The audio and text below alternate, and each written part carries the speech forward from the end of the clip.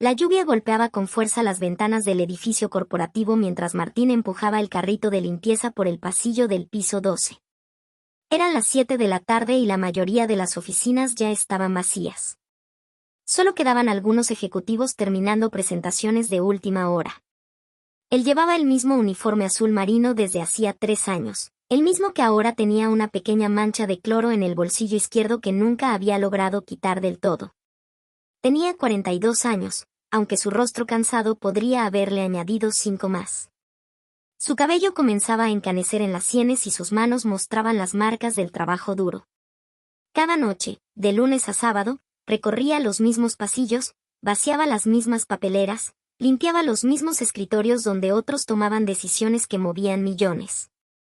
Esa tarde, mientras pasaba frente a la sala de juntas, escuchó voces conocidas. La puerta estaba entreabierta. «No puedo creer que todavía esté aquí», dijo una voz femenina que reconoció de inmediato. Era Verónica, la gerente de recursos humanos. 3 años en el mismo puesto.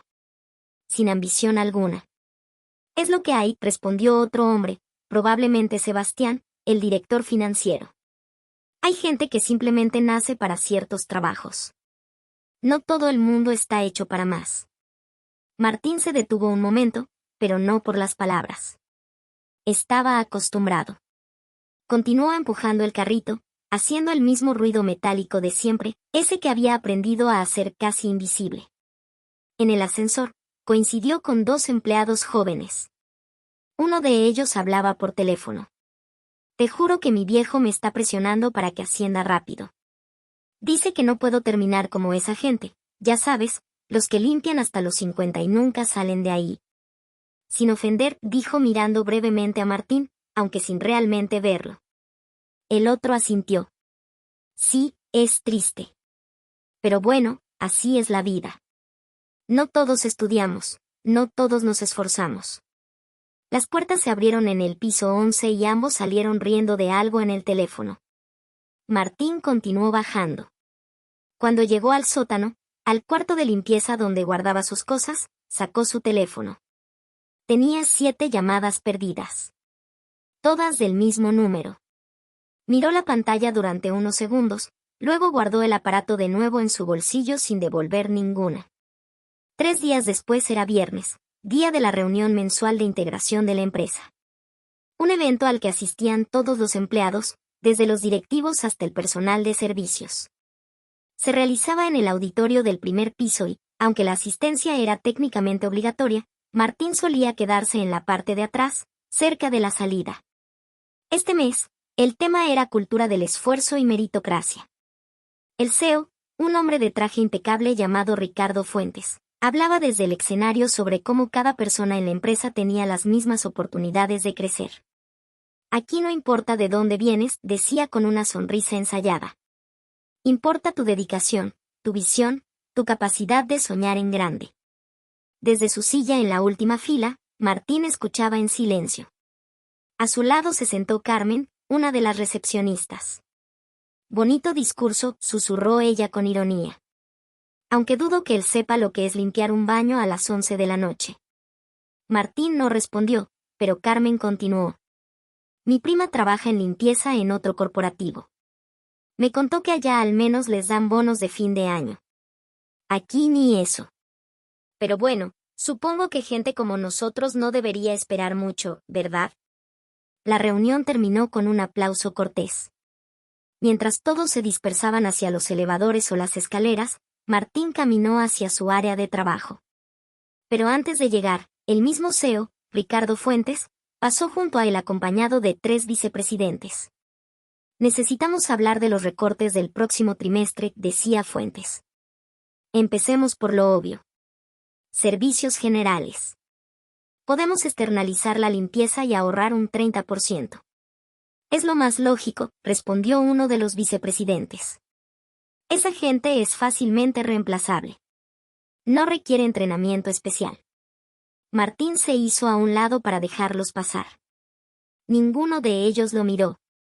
Esa noche, mientras limpiaba el piso 14, encontró un sobremanila olvidado sobre uno de los escritorios. Adentro había documentos confidenciales de la empresa, proyecciones financieras, estrategias de expansión, datos sensibles. Lo tomó y, en lugar de dejarlo donde estaba, lo guardó en su carrito. Al día siguiente era sábado, pero Martín tenía turno. La oficina estaba casi vacía, salvo por algunos empleados que trabajaban horas extra. Uno de ellos era Javier, un analista junior que solía quedarse hasta tarde. Cuando Martín entró a limpiar su oficina, Javier estaba al teléfono con alguien. Ma, ya te dije que no voy a poder ir al almuerzo familiar. Tengo que quedarme trabajando. Sí, ya sé que es importante, pero mi jefe necesita este reporte para el lunes. No, no es como si pudiera decirle que no. Yo no soy como el señor que limpia, que puede hacer lo que quiera porque total, nadie lo va a despedir por faltar un día. Ellos no tienen responsabilidades reales. Martín terminó de vaciar la papelera y salió sin hacer ruido. Más tarde, en el baño de ejecutivos del piso 15, mientras reponía el papel y los jabones, entró el director de operaciones, un hombre llamado Esteban Quiroga. Hablaba por teléfono con alguien, probablemente su esposa. Amor, ya sé que prometí llevar a los niños al cine, pero tengo esta cena con inversionistas. No, no puedo cancelar. ¿Sabes cuánto gana un director de operaciones? No lo gano limpiando pisos, eso seguro. Hay sacrificios que se deben hacer para mantener nuestro nivel de vida. Quiroga se lavó las manos, se miró al espejo, ajustó su corbata y salió. Ni siquiera había notado que Martín estaba limpiando uno de los lavabos del otro extremo. El domingo, Martín no trabajaba. Pasó el día en su pequeño apartamento en las afueras de la ciudad. Un lugar modesto, un dormitorio, una sala con cocina integrada, un baño. Las paredes estaban desnudas excepto por una fotografía enmarcada de una mujer joven sonriendo. En la repisa había algunos libros y una laptop vieja que rara vez encendía. Ese día recibió otra llamada. Esta vez la contestó. Señor, necesitamos confirmar su asistencia para el evento del próximo jueves, dijo una voz formal del otro lado. No asistiré, respondió Martín con calma. Pero señor, es el 20º aniversario. Su presencia es esperada. El comité insiste. Ya di mi respuesta. Colgó. El lunes por la mañana, algo inusual sucedió. Cuando Martín llegó a la empresa para su turno de la tarde, encontró un memorándum pegado en la puerta del cuarto de limpieza. La gerencia había decidido hacer recortes de personal. 3 personas del equipo de limpieza serían despedidas al final del mes. Los nombres se anunciarían en 2 semanas. Carmen, la recepcionista, lo vio leyendo el aviso. Es injusto, dijo ella. Pero supongo que así funciona esto. Los de arriba deciden y los de abajo pagamos. ¿Qué podemos hacer? No es como si tuviéramos voz en esto. Martín dobló el papel y lo guardó en su bolsillo. Esa semana transcurrió con normalidad, excepto por la tensión palpable entre el personal de limpieza. Todos especulaban sobre quiénes serían despedidos. Algunos hablaban de buscar trabajo en otros lados. Otros simplemente continuaban con su rutina, resignados. El jueves por la noche, mientras Martín limpiaba el piso 16, escuchó una conversación en una de las oficinas. La puerta estaba ligeramente abierta. Adentro estaban Verónica de Recursos Humanos y Sebastián, el director financiero. Los 3 que vamos a despedir son los más viejos, decía Verónica. Incluyendo a Martín. Es lo más fácil. No van a encontrar trabajo en otro lado a su edad. Pero eso no es nuestro problema. Exacto, respondió Sebastián. Además, podemos contratar gente más joven por menos dinero. Es una decisión de negocios, nada personal. A veces me pregunto si esa gente se da cuenta de lo insignificante que es su papel aquí, continuó Verónica. Literalmente, cualquiera puede hacer lo que hacen. Martín se alejó en silencio, empujando su carrito por el pasillo desierto. El viernes de esa semana se celebraba la cena anual de la empresa, un evento elegante en un hotel del centro de la ciudad. Asistían todos los niveles jerárquicos, aunque existía una separación implícita, los ejecutivos en las mesas principales, el personal administrativo en las laterales, y el personal de servicios en las últimas mesas, cerca de la cocina. Martín había decidido asistir. Se presentó con el mismo pantalón oscuro que usaba para trabajar, una camisa blanca simple y una chaqueta que había comprado hacía años. Nada elegante, pero presentable. Cuando entró al salón, algunas miradas se dirigieron hacia él. Susurros apenas audibles. No sabía que el personal de limpieza venía a estas cosas, dijo alguien. Técnicamente pueden, pero, ya sabes, es raro. Se sentó en una de las últimas mesas, junto a otros empleados del área de servicios. La cena comenzó con un discurso del CEO, Ricardo Fuentes, quien habló sobre el éxito del año fiscal y los planes de expansión. Champaña, risas, aplausos. En un momento de la noche, Fuentes se acercó a saludar a las diferentes mesas. Cuando llegó a donde estaba Martín, le dio un apretón de manos mecánico sin siquiera mirarlo a los ojos. Gracias por su trabajo, dijo con una sonrisa automática, la misma que había dado en las otras 10 mesas. Luego se alejó.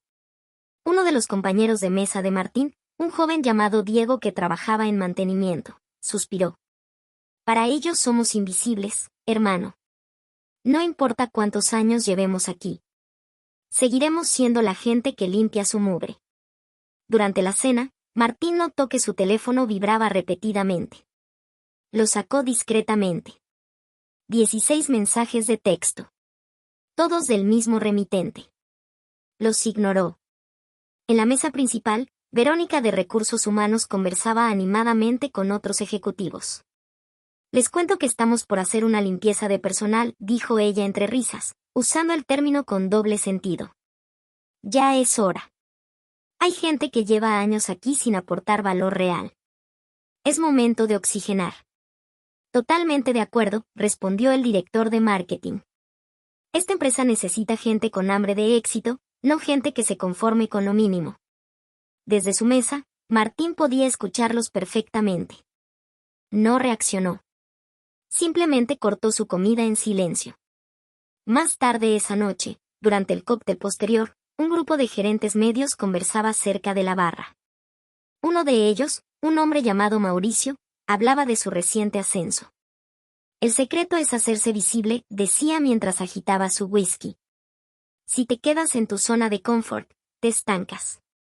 Por eso yo siempre busco proyectos de alto perfil, me junto con las personas correctas. No voy a terminar como esos pobres diablos que llevan 20 años en el mismo puesto sin crecer. Su amigo asintió. Es verdad. Hay gente que simplemente no tiene la mentalidad adecuada. No puedes ayudar a quien no quiere ayudarse a sí mismo. Martín pasó junto a ellos para dirigirse al baño. Mauricio lo vio y bajó la voz, pero continuó hablando. En el baño, Martín se lavó las manos y se miró al espejo.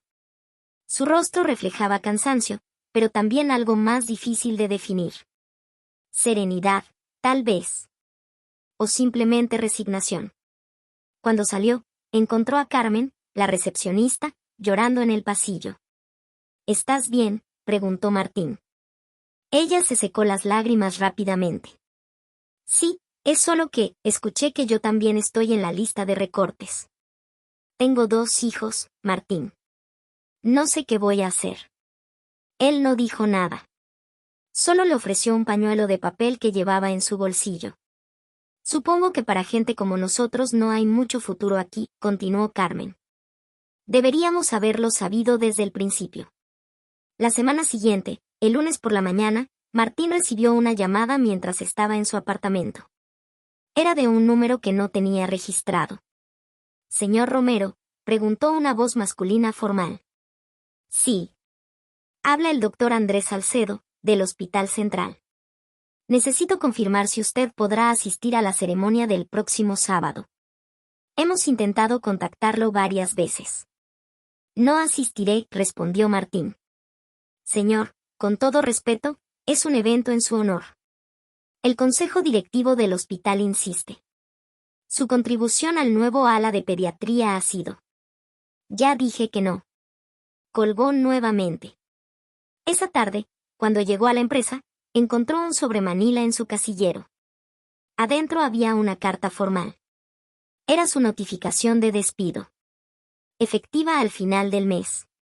Sin explicación detallada. Solo, reestructuración organizacional. Guardó la carta en su mochila y comenzó su turno como cualquier otro día. En el piso 12, mientras limpiaba, escuchó otra conversación.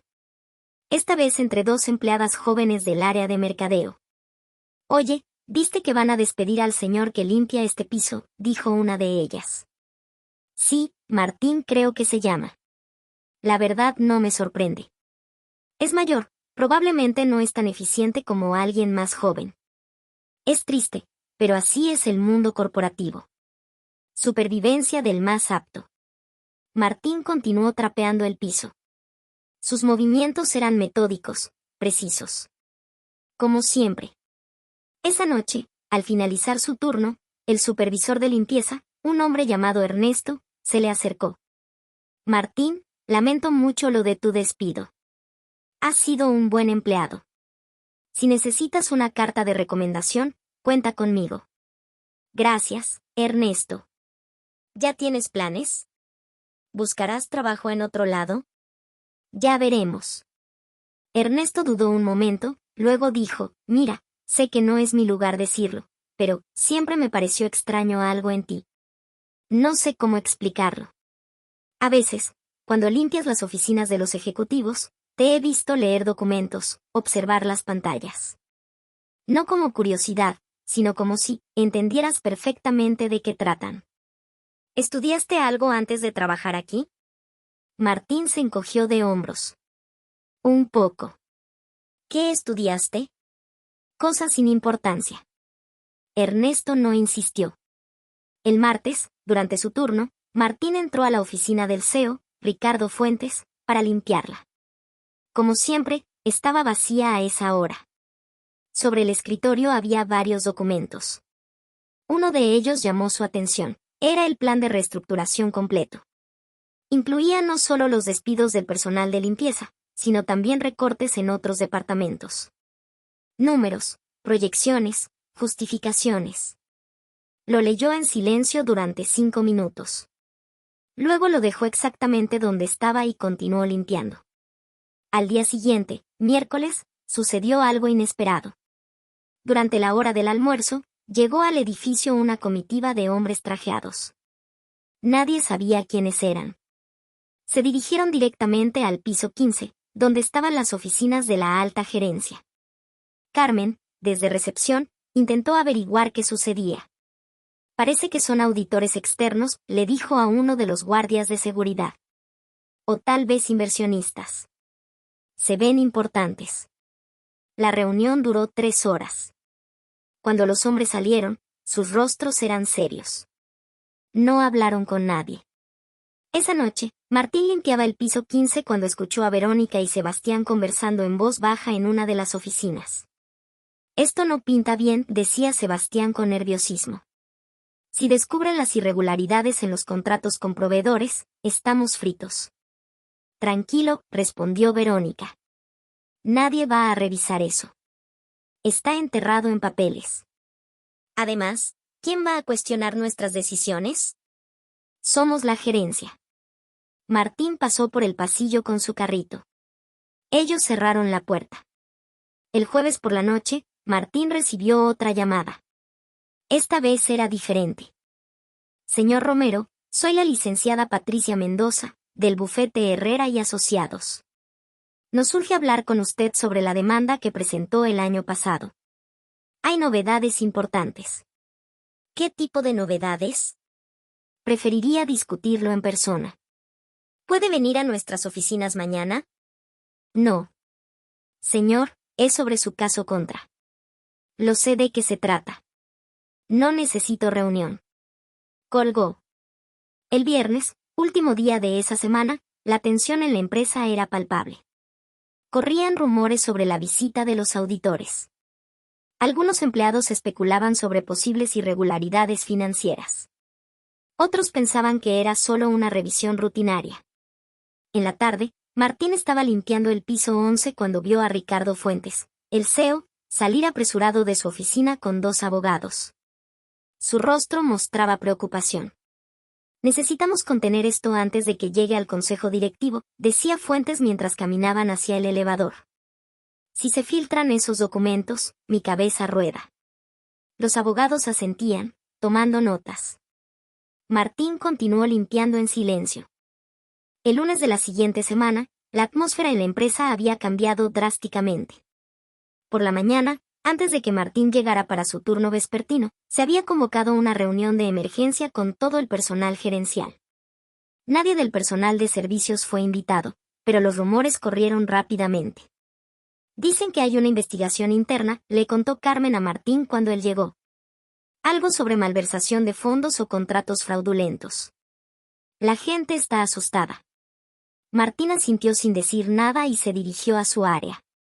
Esa tarde, mientras limpiaba el piso 14, notó algo inusual. Varias oficinas que normalmente estaban ocupadas ahora tenían las luces apagadas. En una de ellas, la de Verónica de Recursos Humanos, había cajas de cartón a medio llenar. Documentos esparcidos sobre el escritorio. Señales de salida apresurada. Continuó con su trabajo. En el elevador, coincidió con 2 ejecutivos junior que conversaban en voz baja. «Escuchaste que suspendieron a Verónica y a Sebastián», dijo uno. «Sí, también a Mauricio de marketing. Aparentemente hay pruebas de que aprobaron contratos con empresas fantasma. Alguien filtró información a los auditores. ¿Quién habrá sido? No tengo idea. Pero quien lo hizo tiene acceso a documentos de alto nivel. Eso descarta a la mayoría del personal».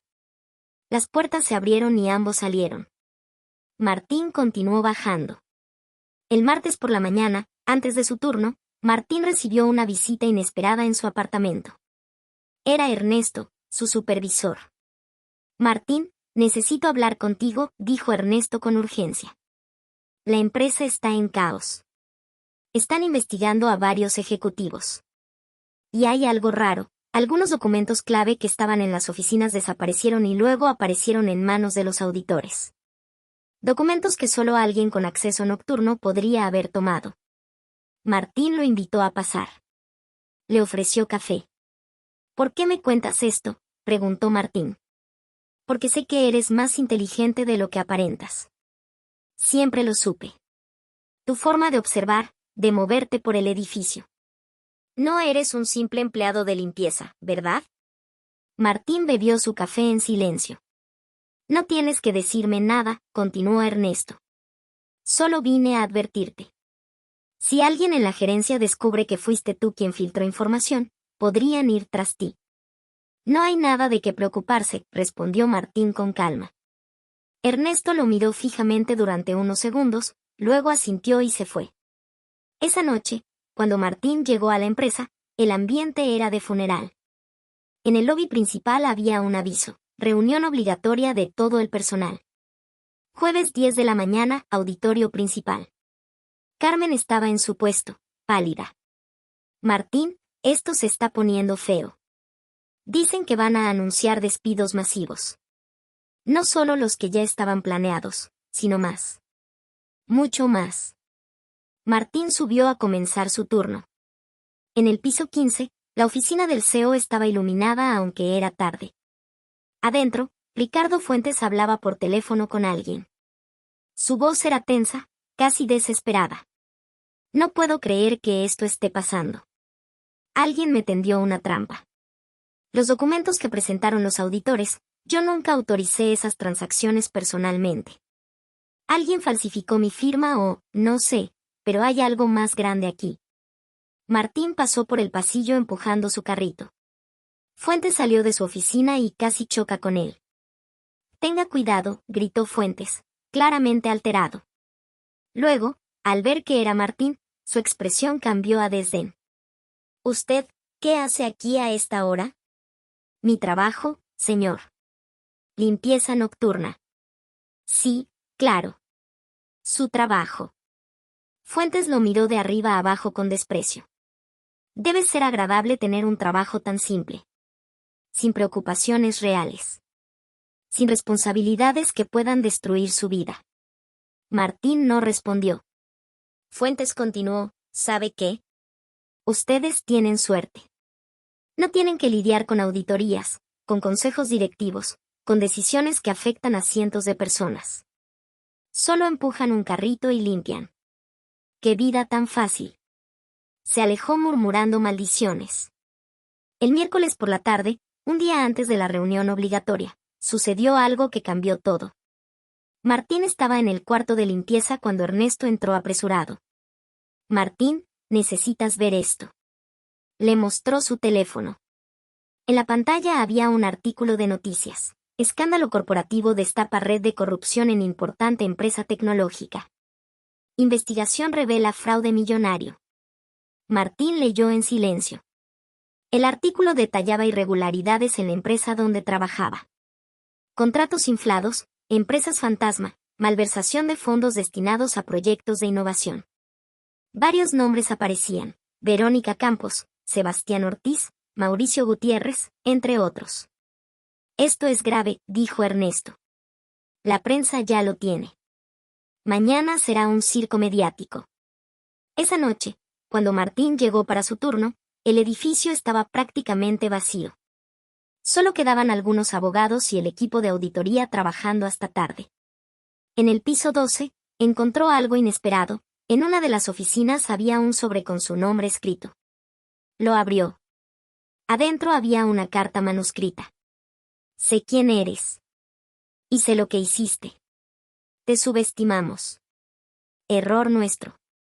Pero esto no termina aquí. No tenía firma. Martín guardó la carta y continuó trabajando.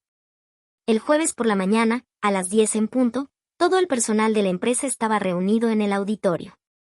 La tensión era palpable. En el escenario había varias personas: el CEO Ricardo Fuentes, miembros del consejo directivo, los auditores externos y, sorpresivamente, dos hombres que nadie reconocía pero que claramente tenían autoridad. Ricardo Fuentes tomó el micrófono. Su rostro mostraba cansancio y derrota. Buenos días a todos.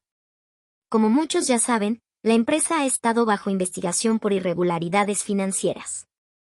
Esta investigación ha revelado prácticas inaceptables por parte de varios miembros de la gerencia. Hizo una pausa. El silencio era absoluto. Como resultado, varios ejecutivos han sido suspendidos y enfrentan acciones legales. Verónica Campos, Sebastián Ortiz y Mauricio Gutiérrez ya no forman parte de esta organización. Murmullos en el auditorio. Además, continuó Fuentes, el consejo directivo ha decidido que es necesario un cambio en el liderazgo de la empresa. Por lo tanto, yo también presentaré mi renuncia efectiva inmediata. El murmullo se convirtió en exclamaciones de sorpresa. Uno de los hombres desconocidos en el escenario se levantó. Era alto, de unos 60 años, con presencia imponente. Mi nombre es Alberto Mendizábal. Soy presidente del consejo directivo. Lo que han presenciado en los últimos días es el resultado de una investigación que comenzó hace más de un año, iniciada por una denuncia anónima que llegó a nuestras manos con pruebas contundentes. Hizo una pausa deliberada.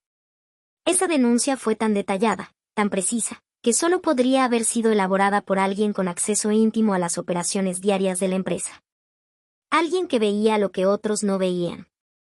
Alguien que estaba presente pero invisible. El auditorio estaba en completo silencio. Hemos rastreado el origen de esa denuncia, continuó Mendizábal. Y descubrimos algo extraordinario. Miró hacia el fondo del auditorio, donde estaba el personal de servicios. ¿Podría Martín Romero pasar al frente, por favor? El nombre resonó como un trueno. Todas las cabezas se giraron. Martín estaba de pie en la última fila, con su uniforme de limpieza. Carmen, junto a él, susurró: ¿qué está pasando? Martín caminó lentamente hacia el escenario. Cada paso suyo era observado por 200 pares de ojos. Confusión. Curiosidad. Incredulidad. Cuando llegó al frente, Mendizábal le extendió la mano. Señor Romero, gracias por acompañarnos. Ricardo Fuentes, aún en el escenario, miraba la escena sin comprender. ¿Qué significa esto? Él es solo un empleado de limpieza. Mendizábal sonrió ligeramente. Señor Fuentes, creo que hay cosas que usted no sabe sobre el hombre al que ha ignorado durante 3 años.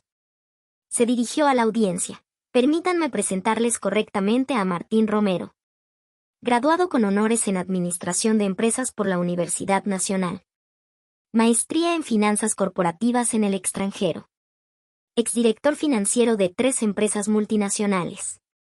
Consultor independiente especializado en detección de fraudes corporativos. El auditorio explotó en murmullos. El señor Romero, continuó Mendizábal, fue contratado hace 3 años por este consejo directivo bajo una identidad encubierta para investigar sospechas de corrupción interna que no podíamos probar por métodos convencionales. Aceptó un puesto de limpieza nocturna porque le daba acceso a todas las oficinas, a todos los documentos, a todas las conversaciones que la gente tenía cuando pensaba que nadie importante estaba escuchando. Carmen se llevó las manos a la boca. Ernesto, el supervisor, cerró los ojos asintiendo para sí mismo. 20 filas más adelante, varios de los que habían hecho comentarios despectivos sobre Martín durante meses ahora palidecían. Mendizábal continuó: durante 3 años, el señor Romero documentó meticulosamente cada irregularidad, cada conversación comprometedora, cada documento que probaba malversación de fondos. Lo hizo mientras ustedes, miró específicamente a varios empleados en la audiencia, lo trataban como invisible. Como alguien sin importancia. Como alguien cuyo trabajo era simple, y cuya vida era fácil, punto. Hizo una pausa, dejando que las palabras penetraran. La investigación que concluyó esta semana recuperó aproximadamente $18 millones que habían sido desviados fraudulentamente. Dinero que se suponía iba a innovación, a desarrollo de empleados, a beneficios que nunca llegaron. Todo gracias al trabajo del señor Romero. Ricardo Fuentes, en el escenario, estaba completamente pálido. Yo no sabía. Nunca me informaron sobre ninguna investigación encubierta. Por supuesto que no, respondió Mendizábal fríamente. Usted era uno de los investigados. Aunque no estuvo directamente involucrado en el fraude, su negligencia administrativa permitió que ocurriera bajo su nariz durante años. Por eso su renuncia es necesaria. Otro de los hombres en el escenario se levantó. Era más joven, con aspecto de abogado. Mi nombre es Dr. Felipe Guzmán, asesor legal del Consejo. Quiero aclarar algo importante. El señor Romero no solo trabajó como investigador encubierto. Durante estos 3 años, donó su salario completo de esta empresa a diferentes fundaciones benéficas. El Hospital Central, donde financió la construcción de un ala pediátrica completa. La Fundación Educativa Esperanza, donde becó a 30 jóvenes de escasos recursos para estudios universitarios. El comedor comunitario del Barrio Sur, que gracias a sus donaciones mensuales alimenta a 200 familias diariamente. El silencio en el auditorio era sepulcral. Cada peso que ganó limpiando estos pisos, continuó Guzmán, fue destinado a ayudar a otros. Mientras algunos de ustedes, su mirada recorrió a varios ejecutivos presentes, gastaban en cenas de lujo y se jactaban de sus salarios, un hombre con su historial y capacidades trabajaba humildemente por el salario mínimo. Desde su asiento, uno de los gerentes medios, aquel llamado Mauricio que ya no trabajaba allí pero que otros recordaban, era mencionado por sus amigos presentes. Habían sido sus palabras sobre gente sin ambición y pobres diablos las que más habían resonado en las últimas semanas. Javier, el analista junior que había hecho comentarios por teléfono sobre que Martín no tenía responsabilidades reales, estaba hundido en su asiento, ocultando su rostro. Mendizábal volvió a tomar la palabra. El señor Romero nos presentó su renuncia oficial hace 2 semanas. No por el despido que esta gerencia había planeado darle, sino porque su investigación había concluido. Sin embargo, aceptó quedarse hasta hoy para presenciar el desenlace de su trabajo. Se giró hacia Martín, quien permanecía de pie en el escenario, con su uniforme de limpieza, sereno como siempre.